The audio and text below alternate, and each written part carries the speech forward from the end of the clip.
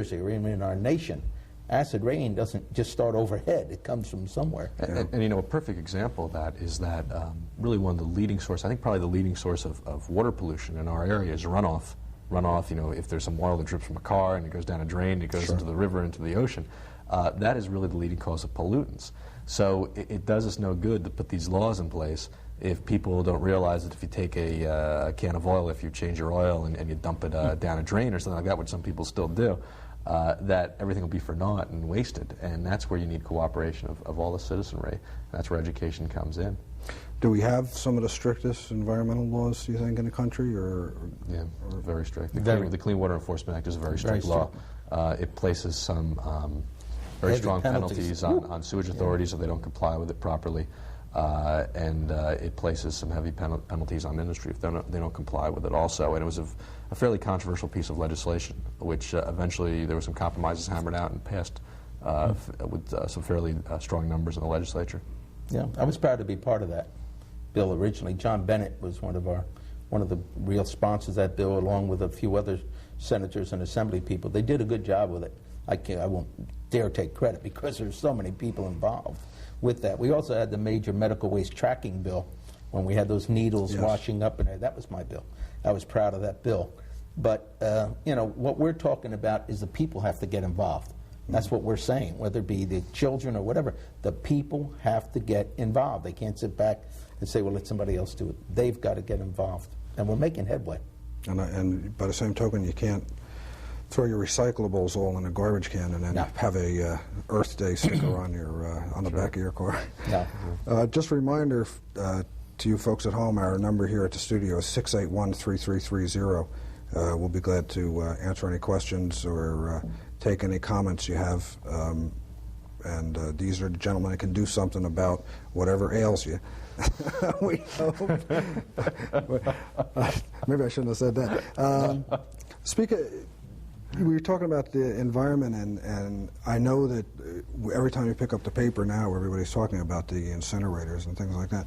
By the same token, every magazine I'm picking up that has anything to do with any of the sciences is saying about 50 other things that can be done. Everything from, I don't even know where I read it, but something about turning cellulose-type garbage into gasohol, getting alcohol out of it. Product of something. And the cellulose apparently in newspaper and other things can be broken down into complex sugars that make the gasohol. And also I saw another one on composting, and they add something to it that turns it over real quick. It's not like you have to, I guess people think of composting, think of something sitting there for 10 years. They're talking about a whole lot faster. If you say, well, I don't like this burning thing, are you offering, or I mean, how do you get involved in saying, okay, but here's the alternative? Because right now people are probably saying, well, they got to burn it because there's nothing else they can do with it. And certainly they wouldn't say burn it if they knew of any of these other things. Well, unfortunately, I think they do. Some people are set in stone on that policy, and that's what causes the problem. It might be stubbornness, it might be just being incorrect on the issue. In New Jersey, we have a target to recycle about 60% of our solid waste. That's what the task force, a Blue Ribbon Task Force appointed by the governor, recommended. And there's some indications that we will be able to get up to that level. In addition, more could be done to reduce the actual source of solid waste outside of recycling. So you can increase recycling efforts. You can mandate more recycling, for example, of plastics. We're looking at ways to have plastics recycling. So once you get newspapers and leaves and bottles and cans and plastics and cardboard and all those things out of the solid waste stream, there really isn't that much left. So that's what you have to do. There's other types of things you can do to try to change people's behavior. For example, one proposal we're looking at in our committee, instead of charging people for garbage disposal through their property taxes, there's some towns, in particular Highbridge up in northwestern New Jersey, that has a per bag collection fee. So in other words, you get a certain amount of bags. If you want more, you pay for them. Of course, that then isn't in the tax rate. And what that means is people will try to throw out less garbage because they have to pay more. So when you go to the convenience store and the checkout person says, do you want a bag for that? People think twice and say, oh, you know, I'm using the bags too quickly at home. They might even start bringing their own bags when they pick up various items at the store. And another piece of legislation I'm currently working on drafting now will require certain amounts of recyclable material and recycled material in packaging. So in other words, it's forcing reuse, and we're working on different limits of that. So that way, we're getting the whole cycle going. And I should note that talking to some of the other legislators from around the state where there's currently, there are incinerators. There's an incinerator in Essex, there's one in Warren, there's one in Gloucester, and there's one that's about to become online in Camden. So that's about 4 of those. So when you talk to legislators from those areas of the state, they're very concerned that those incinerators won't have enough garbage to operate in an economically efficient way. So what happens is these incinerators, the problem with them is that you have to have a stable source of garbage for them to operate on. And if you build too many, there is no incentive to reduce the solid waste stream because you've spent so much money building the incinerators. You have to have enough garbage for them to operate because people pay to dispose their garbage in there, and it's a very vicious cycle. Let me just pause real quick to take, I think this is George from Asbury. Hi, you're on NJ Law. Would you give us your question, please? Yeah, I have a question for Dan Jacobsen. While he talks about recycling, and I'm kind of all for that and all, but when it comes to money that's provided to the towns to put recycling through and make it a viable program, we're not getting very much money. I think the state's giving now $1.60 for $1.60 rebate for every ton of garbage that's recycled. And these environmental laws are nice and all, but it seems the cost of all these are being passed down to the local levels, and it's pretty tough on some of us that live in towns like Asbury Park, for instance. Well, yeah, I think that brings up a very good point, and in fact, one of the ways we're trying to address that is in the legislation I just talked about that we're working on drafting that would we're calling the Solid Waste Source Reduction Act. We're looking at a revenue source, and one of the things that we're doing is the source would be some type of fee per ton on garbage going into incinerators. So what that would do is we'd collect money from that amount. We're studying how much to charge. We'd get money from garbage going into incinerators. It would make it less attractive to use incineration because it would make it more expensive. And then we would take that money, we'd have a pot of money that we could use for municipalities and others to encourage recycling. And that's a very important point. And that's what we're working on. Thank you. George, hopefully, does that answer your question? Do you have another one, or was that it? Yeah, that was my question, but it just, this has been going on for 4 or 5 years now, and it's been a burden to the, local, on the local level. And I hope we start seeing some money instead of a lot of talk about this. And just one more point, I've talked to some of the Asbury officials about the recycling problems there, and they have, I've talked to the head of the Public Works there, Anthony Del Pizzo, repeatedly on the issue, and they have some very special problems there, which causes some very, very serious costs. A lot of the recycling bins, for example, a lot of the buckets are getting lost and taken, and we've just got to do all we can to make sure that those local governments have the fiscal resources to get these materials recycled. Thanks for your call. Thank you. Arnold from Asbury, go ahead. Yeah, listen, Mr. Jacobsen, aren't we paying big money to have our trash taken out of state and disposed of when we got incinerators in the state? Well, that's true, and the problem is that as the trash goes out of state, we also have a danger, of course, of having the out-of-state landfills closed to us. But you also have another danger too with incineration. If we build an incinerator in Monmouth County, and right now it's estimated to be at $250 million, I would predict that given the history of public works projects of that magnitude, it'll be much more expensive. You also run a tremendous risk that there won't be enough garbage to operate that incinerator. Now, the freeholders in Monmouth County have stated very clearly that they will not accept any trash from out of Monmouth County. There's a lot of indications that that will not allow a sufficient enough amount of garbage to be coming into the Monmouth County incinerator, and thus it won't be operating with any economic efficiency, and then the Monmouth County taxpayers will have to pick up the tab. To me, the best way to save money in the solid waste, the best thing to do for people's pockets, is to try to reduce that solid waste stream through things like recycling. And the previous caller from Asbury Park made a good point. You have to have a revenue source to give the towns the money to do it.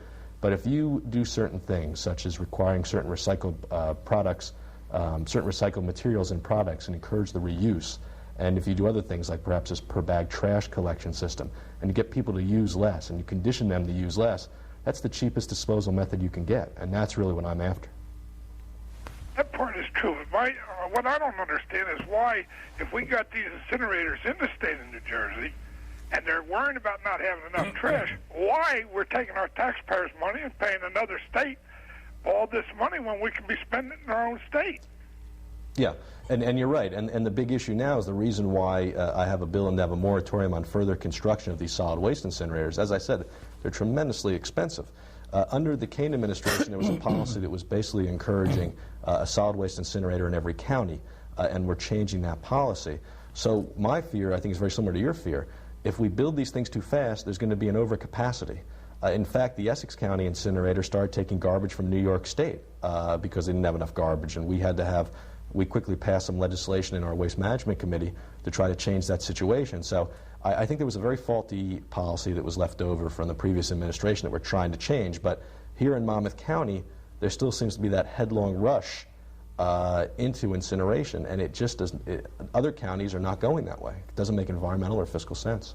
Well, I don't think we should build another one here. I'm not saying we should build another one, but I'm saying we should keep our garbage and pay the other towns that need the support for the use of the garbage instead of sending it out of state.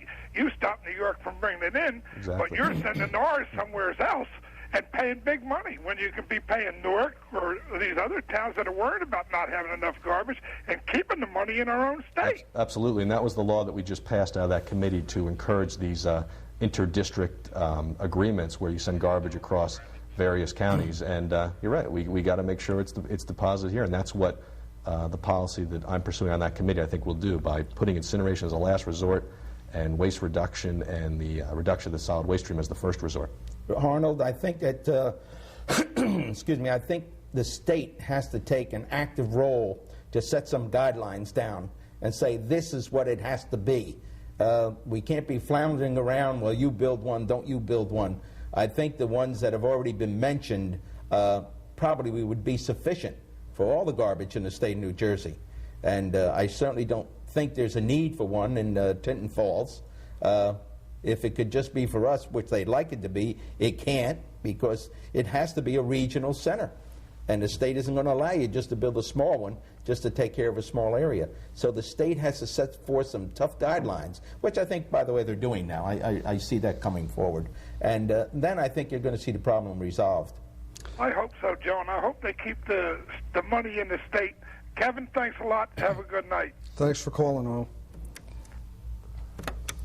Bill, I think from Bradley, is that who we have here? Yes. Hi. Good evening. I have a question for Senator Palaia. Certainly. Just wondering how come you Republicans and Democrats are so quiet tonight? The Republican Democrat? We're not always this quiet. No, I think a lot of it, Bill, is overplayed. You know, we don't agree on everything. Believe me, we don't. And we discuss things a lot. I had a question for you. Go ahead, Bill. It's off the subject, but I had a conversation last night. Someone was asking me how much it cost to house a prisoner in New Jersey, in Monmouth County. To house a prisoner? Yeah, and the question would be, is what's your position on some kind of change in the way people are imprisoned? It costs too much money, and I was wondering if there's any legislation pending on the subject of prison reform. Well, I think you're talking, you have Kevin here who's probably an expert in it, but I believe, Bill, that I think the state, really the cost is exorbitant, and they have to look at an audit of where the money is going, how much it's costing to house these prisoners right now. I don't know what the cost is, Kevin, a year. I'm afraid I don't either. No, it's I used to know that number, Bill, and I apologize, but it's a large number. I think it's something maybe like $30,000 a year to house a prisoner for a whole year. Don't hold me to that number, but I know it's in that range. And it seems to me that our criminal system, if we're going to put people away, we better have the jails to do it. You can't tell a judge, we'll put these criminals away. You don't have any place to put them. We have to have the jails, and we have to have a system where you treat them with fairness. I'm not saying you have to have all kind of kindness, but you have to treat them fairly. And that's our democracy, and that's our society. But I think we have to have the jails to put these people away and keep them there. Is there any legislation pending on any prison Bill, reform? I really, off the top of my head, and maybe Danny would know, but I don't know of any that would change that system. A lot of these changes, Bill, can come about by rules and regulations as set forth within the Department of Corrections and Commissioner Fawver. If there's something that takes the law, well, yeah, we can do that too. If you have any suggestions, Bill, you can go back to the beginning of the program where I said, you know, if you have a suggestion, you have to write to us and let us know what it is. And who knows? It could be something that would save the state a great deal of money or make the system better. And for that, I'm all one for other it. question. Locally, we don't have a jail in the district, but in Monmouth County we have a jail. And we had a recent breakout. Right. And now the sheriff's talking about a new jail. How is that going to affect the taxpayers in the 11th district? Well, I think what they're building there is through a bond issue, if I'm not mistaken. But the state has come forward because we're housing some of the state prisoners right now. Not all Monmouth County prisoners. And Kevin, I think you would testify to that. A lot of those prisoners are state prisoners. That they're overcrowding our jails. So the state has to do something to pull them out of Monmouth County. The facility, I feel, is still a safe facility. It takes a lot of enforcement within that jail, and I don't envy the guards that are there who have to enforce the laws within that system. But I do believe, Bill, that you have to build more prisons in order to make sure that these people are put away, and that's. To me, you're saving money in the long run by doing that. Okay, thanks. Thanks for your call. Let me jump down to, is this Harry? Yes, it is. Hi, Harry. I'm Harry Weber from North Neptune. Yes, sir. Heading back to the incinerator. By the way, I'm on the Route 66 and 33 committee in Neptune Township, Whitingham. For the incinerator now. Go ahead. For the incinerator, if the incinerator goes online and goes full production, won't that increase the traffic coming up the Garden State Parkway to the incinerator, and it comes off on Route 66 and then make a turn on Jumping Brook Road and into Asbury Avenue and then down Asbury Avenue past Rycroft Road into the incinerator? That would cause an awful lot increase in traffic. And again, Route 66 needs to be widened, and we would have to start thinking about Jumping Brook Road and Asbury Avenue. And that's one of the reasons why I'm against the incinerator. And since I'm only a half a mile from the incinerator, I'd be most likely to receive whatever comes out of that incinerator. Harry, you are 100% correct. In fact, it's beside the technical problems dealing with the incinerator, the ash and what's flowing out of there at the end result of that. The traffic that will be generated is astronomical. You see, very few people have talked about it, but you have brought it up here, Harry, and you're absolutely right. And our roads aren't built to handle. Our roads aren't built to handle that kind of traffic volume and the trucks that would be coming across our sometimes secondary roads, as you just mentioned, Harry. And I'm sure you know them well. Oh, yes. I'll be seeing you on Thursday a week, by the way. Okay. See you at that meeting. I know. Thanks. Okay. Oh, and one thing about education. Yes, sir. I was thinking about it. Why is it that when the state promises an increase in funds to the local districts, and then when you go to the local districts, then you find out that they raise the salaries of the administrators and teachers more than the cost of living is today? For instance, like I think it's Middletown now, I'm not sure. 8% this year, 8% next year, and 9% the following year. I may be wrong on the increases, but it's more than the cost of living. And then the state gives them more funds, and then they increase the salaries again. And it's a vicious cycle. Harry, it's true, it is a vicious cycle, but the state... have to put a cap somewhere along the line and say, all right, for the next 3 years, no increases. Let's get it so that the property owners get something back. Well, I think that's presently what they're trying to do is give, under the property tax relief, they've taken it away from the schools and given it to towards property tax relief. Believe me, I'll believe that when I see it. And I believe if you do get it this year, don't hold your breath next year when you That's get... right. You hit it right on the nail. I think it's a quick fix, Harry. Yeah. We cannot we cannot control what the school board does. That's strictly a local municipal problem that you have to deal with your local board. You know, I've been there. I'm sure they're well aware of you, Harry. Okay, then. Right. Good night, Harry. Thank you. Thanks for your call. I believe this is John. John, are you there? Yes. Hi, how are you? How are you doing? Yes. About this incinerator, I was wondering, is it hazardous to anybody's health? Like if something happens to it? Well, that's a subject of, Yeah. of great debate. There are toxins that would be emitted during the process, and also the ash that's left over. The ash that's produced definitely is toxic, and we're having some problems right now, in fact, in the state, developing legislation to make sure that ash is disposed of properly. In Monmouth County, the way the system would work is the ash will be put in our county landfill.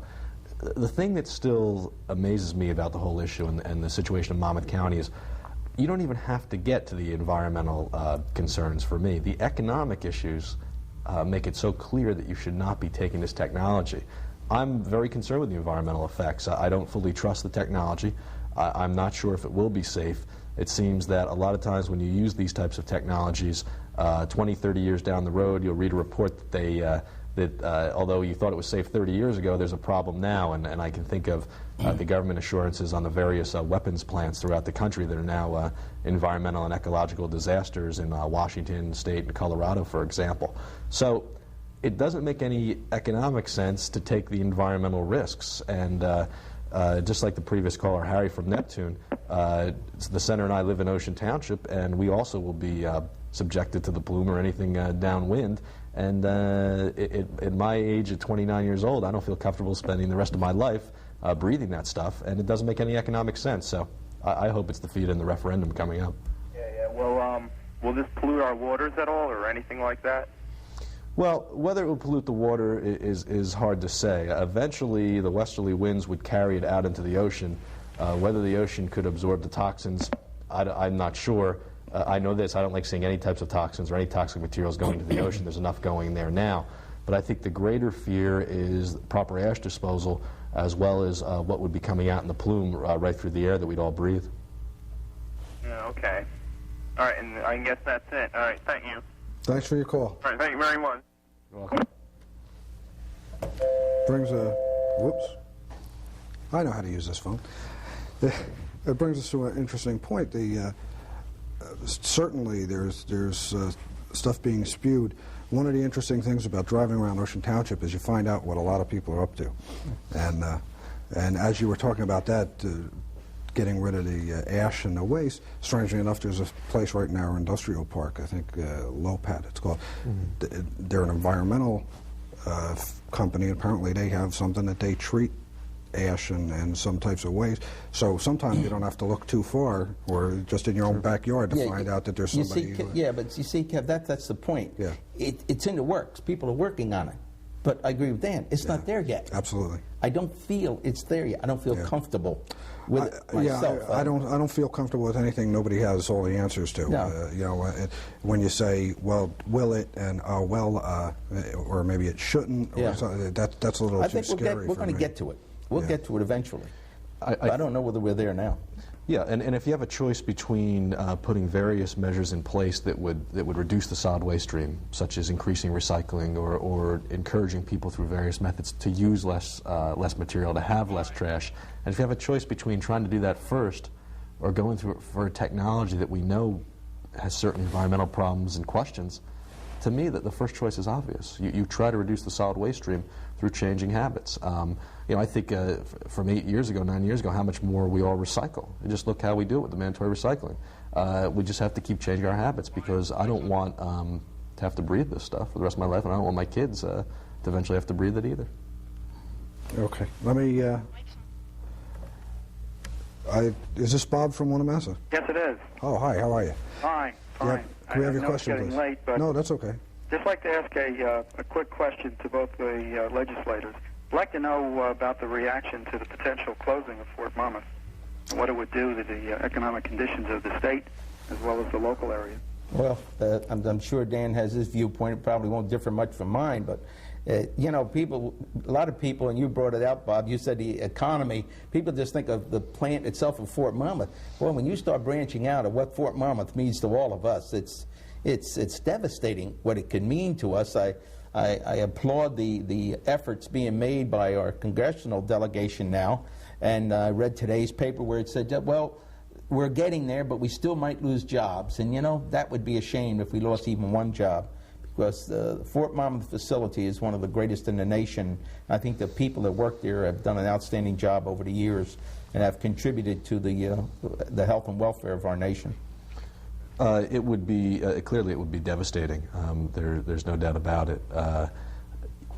And in fact, I was talking to Congressman Pallone about it today on the phone. I called him in Washington because I was very concerned about the situation.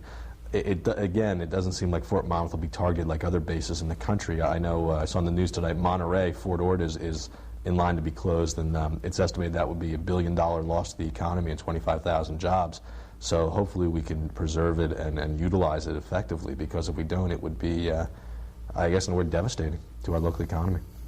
Well, I thank you very much for your concern, and would hope that you continue, and let's get the governor involved, because the jobs are important to us and the economy locally. Yeah. Thank you very much, Joe. You educated my children, and it's important to all of us. And it was my pleasure. Thank you. Thanks for your call. Educated everybody. Do we have time for this other call? How much time we have? Okay.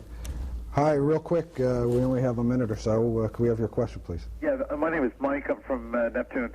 Getting back to the incinerator, just wanted to ask the senator and the assemblyman, when do they anticipate on starting the construction of this incinerator? And do you gentlemen feel that we're going to have a lot of protests from the neighboring people in the area? I mean, literally protesting out there. I think the protests are going to be out there, no question about it. What concerns me with the putting it on the ballot is the fact that, sure, we in this immediate area are going to band together and vote against it, but, you know, Monmouth County is a mighty big county out there, and when you get out in Manalapan and Marlboro and Upper Freehold, you know, that vote could be in favor of it. So, you know, I have grave concerns about this being placed on the ballot, and, you know, I'd certainly hope it gets turned down.